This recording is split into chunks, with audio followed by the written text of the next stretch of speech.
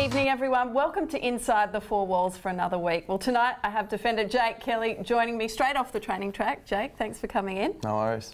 Now, a really solid win over the Bulldogs on Friday night. The team playing particularly well as a unit. What do you think sparked that surge?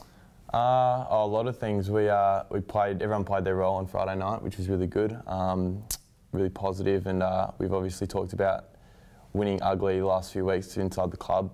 It's not always going to be pretty, so it's really positive that we've been able to grind out two really good wins against Carlton and obviously the Bulldogs last Friday.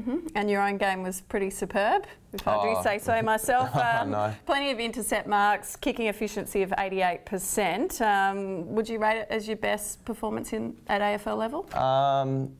I think it was a solid performance. Obviously just try to find my role, but no, yeah, it was positive and it was a step forward, I think, for me. You must be very happy with it. Yeah, no, I am. Yeah, it was a good confidence builder, and yeah, it was positive. And your kicking's been really strong this season. Is that something you've been particularly working on? Yeah, I've been working on that since I obviously got to the club. It wasn't my sort of strongest asset when I got to the club, so I've had to work pretty hard on it. So yeah, no, it's definitely good to see it coming out and improving in games.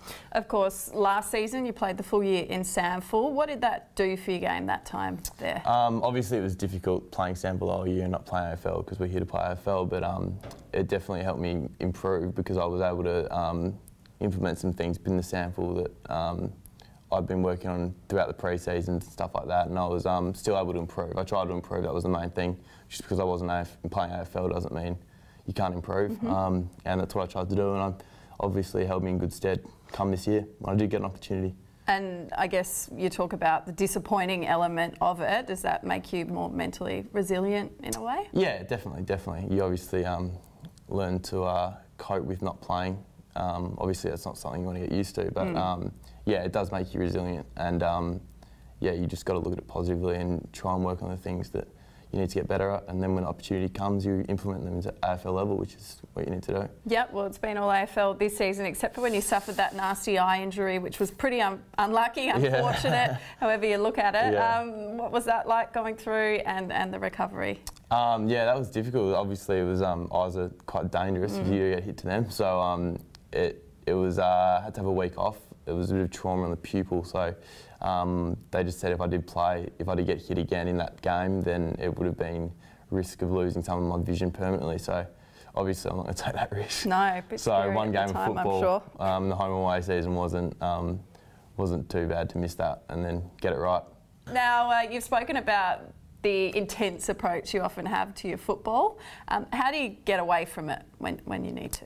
Yeah, obviously try to be intense on the field, but off it I try to be pretty relaxed, and I'll play some golf. Not my strongest sport, but I try to get better at that. It's funny you mentioned that Smithers has given us some intel. His dad ran into Jake on the golf course and said you had a bit of a mare. Yeah, I did play with Brody's dad for about 3 holes, and then I walked off the course.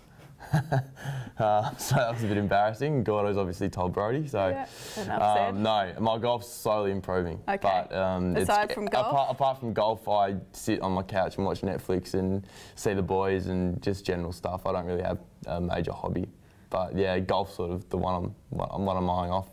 Fave Netflix series? House of Cards. Yes. Me too. It's the best.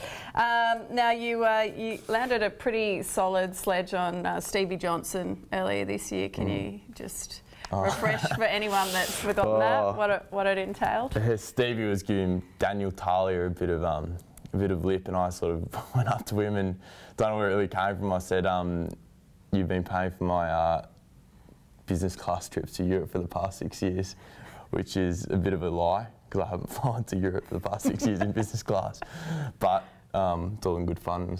Obviously, because your dad is his manager. Yeah. So how did he respond to that? I thought he'd come back with something better, but he didn't. He conceded. No, he just said that's one of the best, young fella, and walked off. Have you landed any more or got any more in the works? Nothing yet. I don't have anything. I have to think pretty hard. Or received any? No, not yet. Nothing good. Okay. All right. Well, we'll watch that space. Jake, thanks very much for talking, and all the best in Darwin this weekend. Thanks a lot. Thanks so much for your company. Remember, we are live at 5:55 p.m. Monday through Thursday every week of the season. So I'll see you tomorrow, and go Crows.